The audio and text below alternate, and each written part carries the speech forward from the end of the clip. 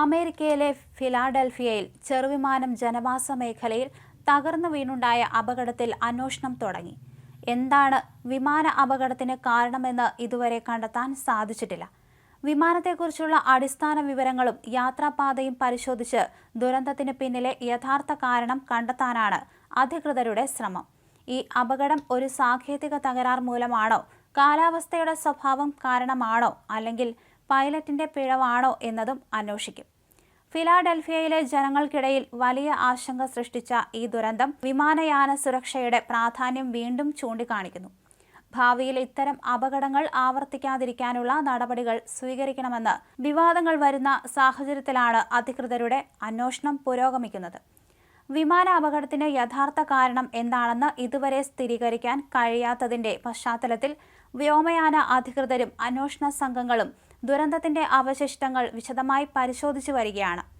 വിമാനത്തിന്റെ black box data, പൈലറ്റിന്റെ അവസാന സംഭാഷണങ്ങൾ, കാലാവസ്ഥാ സാഹചര്യങ്ങൾ, സാങ്കേതിക തകരാർ എന്നിവയെക്കുറിച്ചുള്ള എല്ലാ സാധ്യതകളും പരിശോധിക്കുന്നുണ്ട്, വിധേയമാക്കുന്നുണ്ട്.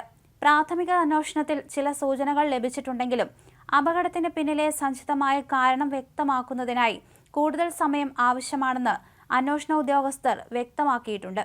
വെള്ളിയാഴ്ചയാണ് അമേരിക്കയിലെ ഫിലാഡൽഫിയയിൽ ചെറുവിമാനം ജനവാസ മേഖലയിൽ തകർന്നു വീണത്. സംഭവത്തിൽ 6 പേര് മരിക്കുകയും 19 പേർക്ക് പരിക്കേൽക്കുകയും ചെയ്തിരുന്നു. മെക്സിക്കോ സ്വദേശികളാണ് അപകടത്തിൽ മരിച്ചത്. 2 എഞ്ചിനുള്ള ലിയർജെറ്റ് വിമാനമാണ് അപകടത്തിൽപ്പെട്ടത്. വെള്ളിയാഴ്ച വൈകിട്ട് 6:30യോടെയാണ് അപകടം സംഭവിച്ചത്. സ്വകാര്യ വിമാനത്തിന്റെ ചെലവ് വഹിച്ചത് ഒരു ജീവകാരുണ്യ സംഘടനയാണെന്നാണ് വിവരം. ഫിലാഡൽഫിയയിലെ ഒരു ആശുപത്രിയിൽ ചികിത്സ കഴിഞ്ഞ് രോഗിയായ പെൺകുട്ടിയുമായി മിസ്ലോറി വഴി മെക്സിക്കോയിലേക്ക് മടങ്ങുകയായിരുന്നു വിമാനം. വിമാനത്തിൽ 2 പൈലറ്റുമാരും 2 ഡോക്ടർമാരും അമ്മയും ഉണ്ടായിരുന്നു. അപകടത്തെ തുടർന്ന് സമീപത്തുള്ള വീടുകളിൽ തീ പടർന്നു പിടിച്ചിരുന്നു. അപകടത്തിൽ പരിക്കേറ്റവരെ ആശുപത്രിയിൽ പ്രവേശിപ്പിച്ചിരുന്നു. അമേരിക്കയിലെ ഫിലാഡൽഫിയയിൽ ചെറുവിമാനം തകർന്നു വീണുണ്ടായ അപകടത്തിൽ 6 മരണമാണ് ഒടുവിൽ സ്ഥിരീകരിക്കപ്പെട്ടിരിക്കുന്നത്.